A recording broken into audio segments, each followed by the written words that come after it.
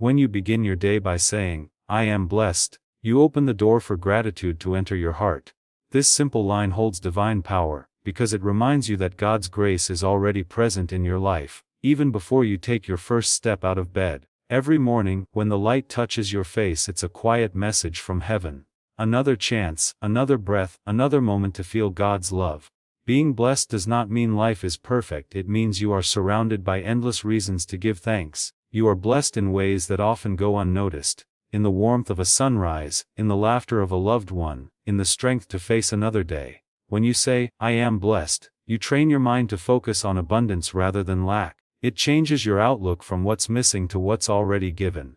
You realize that blessings are not only in the answered prayers but also in the waiting, the growing, and the lessons learned through every trial. Even the moments of silence and struggle are filled with hidden grace. By declaring your blessedness, you shift from complaining to appreciating, from doubting to trusting. Each time those words leave your lips, you build a shield of faith around your spirit. You stop measuring your life by what you have lost and begin to see what you have gained through God's mercy.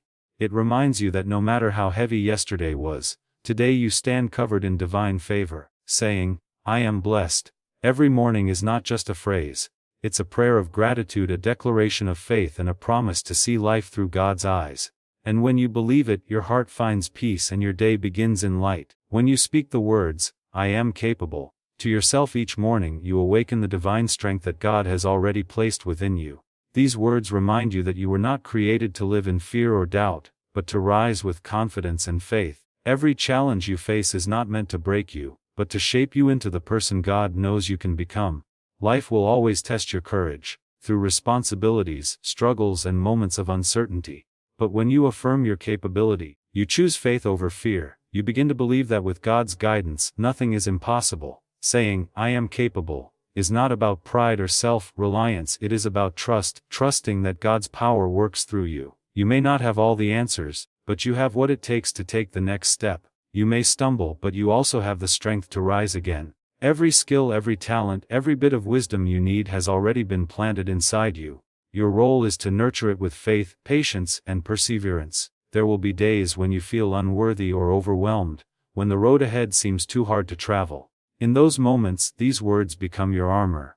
They silence the voice of doubt and remind your heart that you are stronger than you think. When you declare, "I am capable," you speak victory before the battle even begins. You align your spirit with God's promise that you can do all things through Him who strengthens you. Each morning, when you affirm your capability, you awaken courage, discipline, and resilience.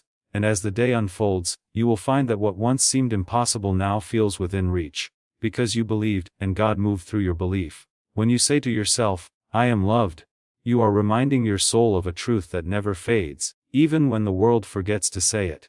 This simple line holds the power to heal, to comfort, and to strengthen. Every human heart longs to be loved, and when you affirm that you are, you open yourself to receive the love that God freely offers every single day. His love is not conditional. It does not depend on your achievements, your appearance, or your past. It is constant, pure, and eternal. A love that reaches you even in your lowest moments.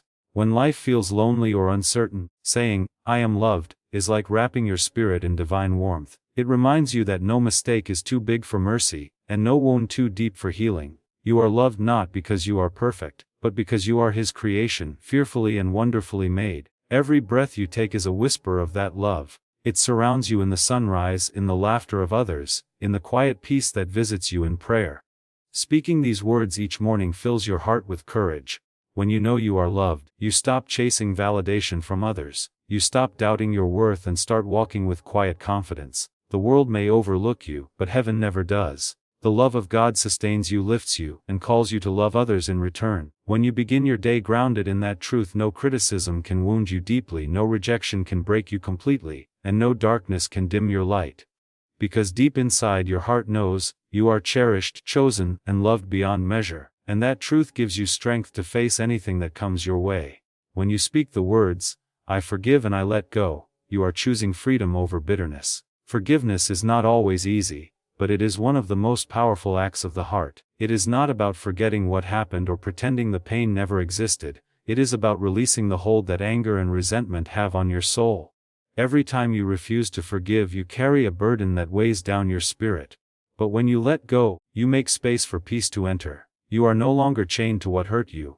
You rise above it with grace, saying, I forgive and I let go. Every morning is a way of cleansing your heart before the day begins. It means choosing to live light, to stop reliving old wounds, and to trust that God's justice and timing are perfect. Forgiveness is not for those who wronged you, it is a gift you give yourself. It allows you to move forward without bitterness clouding your path. It turns your pain into wisdom and your tears into strength. There is also another layer to these words: forgiving yourself. So many hearts carry guilt and shame from the past, replaying mistakes that God has already forgiven. When you say, I forgive and I let go, you release yourself from that prison too.